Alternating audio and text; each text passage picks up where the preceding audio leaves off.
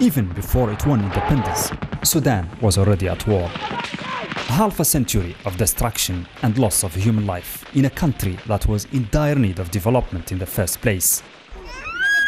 Darfur has gotten the attention of late, but this is the real national trauma of Sudan. A struggle to unify its northern and southern parts. At the core of the conflict, according to the African ethnic South, is Sudan's failure to reconcile its differences of race and religion under a common national identity. The mistake which led to war is that the elites in the center of the country, in northern Sudan, imposed a definition of Sudan which was narrow. It could not fit to Sudan. Just imagine me sitting next to you. How can my country be Arab Islamic when I'm not Arab and not Muslim? What am I? How can I belong?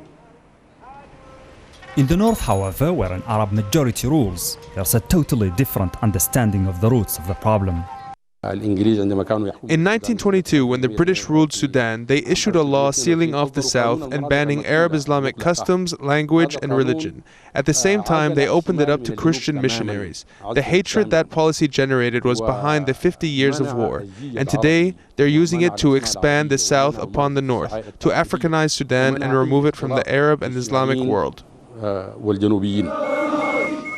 The South's black African ethnic minority rose against what they saw as racial and economic discrimination, and they fought for self-rule. Their demand was finally granted in a 2005 peace agreement, allowing them to choose in a future referendum whether to remain part of Sudan or to become an independent state.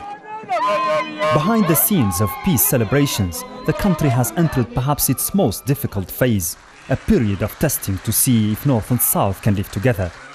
So far, problems abound between the two sides, mostly fueled by the country's oil wealth. The way in which oil revenues are shared under the agreement is criticized by many. This agreement in its current form is an agreement for the South to break away, because Southern oil is divided half for the North and half for the South. So any Southern separatists will say, let's just withdraw from Sudan so we can get all of our oil. Most of the nation's major producing oil fields lie in contested multiracial border areas like this one in Abyei, central Sudan. Along those borders and in the oil fields, a military buildup is now taking place. With both sides retrenching in violation of the peace agreement, the stage is set for confrontation. Sudan now faces a defining moment in its history. In the coming 3 years, the country will make choices that will either preserve its unity or break it apart, or return it to the state it has known for most of its life as a nation. War. Mohamed Vall, Al Jazeera.